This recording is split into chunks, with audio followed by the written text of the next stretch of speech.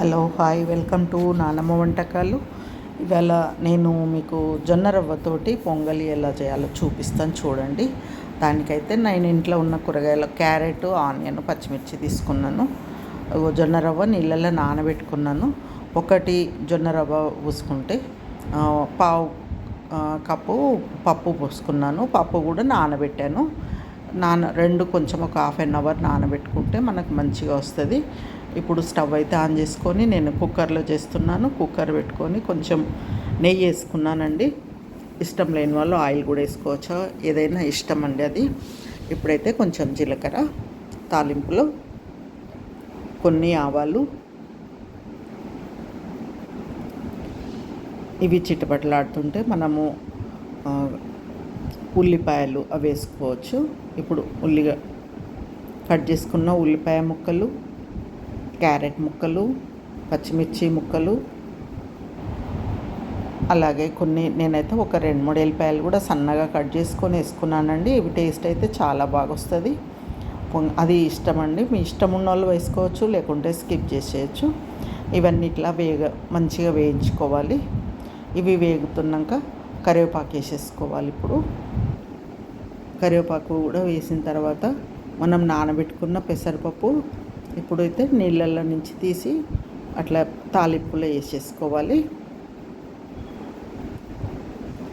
ఇప్పుడు నేను చేసింది అయితే ఒక 3 మెంబర్స్ తినొచ్చండి. అది ఆకులు ఇదైతే హెల్త్కి కూడా చాలా మంచిది. మనకు ఆరోగ్యానికి చాలా షుగర్ వాళ్ళకైతే చాలా మంచిదండి. ఇట్లా పప్పు వేగినాక ఈ రవ్వ కూడా నీళ్ళని వంపేసుకొని రవ్వ కూడా వేసేసుకోవాలి. రవ్వ వేసి మంచిగా అంతా కలుపుకోవాలండి.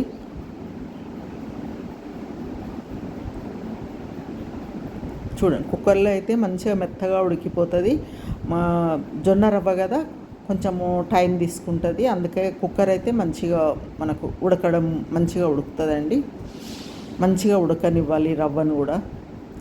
ఇప్పుడైతే 1కి 4 కప్పుల నీళ్లు పోసేసుకుంటున్నాను నేను.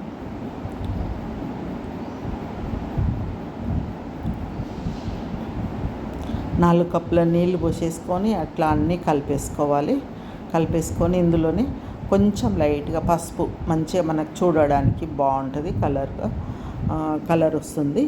అందుకని కొంచెం లైట్గా పసుపు వేసుకోవాలి. కొంచెం ధనియా పౌడర్ ఒక 1/2 టీ స్పూన్, సాల్ట్ తగినంత, మనం తినే టేస్ట్ని బట్టి వేసుకోవచ్చు, క్వాంటిటీని బట్టి. నేనైతే 1 టీ స్పూన్ వేసాను ఫుల్లు. ఇప్పుడంతా కలిపేసుకొని మనము కొత్తిమీర కూడా వేసేసుకుందాం. ఇప్పుడే వేసేసుకుంటేనే మంచిగా ఉడుకుతుంది. ఆ స్మెల్ అనేది ఆ పొంగల్కి అయితే మంచిగా పడుతుందండి, బాగుంటుంది.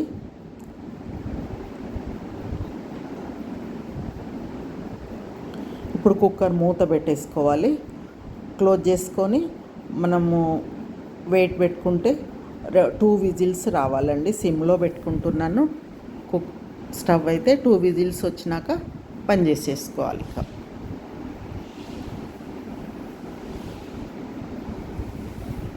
చూడండి, ఇట్లా అయితే చాలా బాగుంటుంది. ఇట్లా మనము ప్రెషర్ అంతా వెళ్ళిన తర్వాత అంతా కలిపేసుకోవాలి. ఇట్లా కొంచెం లూజ్గా ఉంటేనే బాగుంటుందండి, గట్టిగా ఉండేదానికంటే. చల్లగా అయిపోతే ఇంకా కొంచెం గట్టిగా అయిపోతుంది. దీనికోసం కాంబినేషన్ నేనైతే పచ్చి పులుసు చేసుకున్నాను, సలాడ్ పెట్టుకున్నాను లంచ్ కోసము. అట్లా చేసాను నేను. చాలా అంటే చాలా టేస్ట్, హెల్త్కు చాలా బాగుంటుంది. మీరు కూడా చూడండి, చెయ్యండి. ఎండాకాలం చాలా మంచిది హెల్త్కి.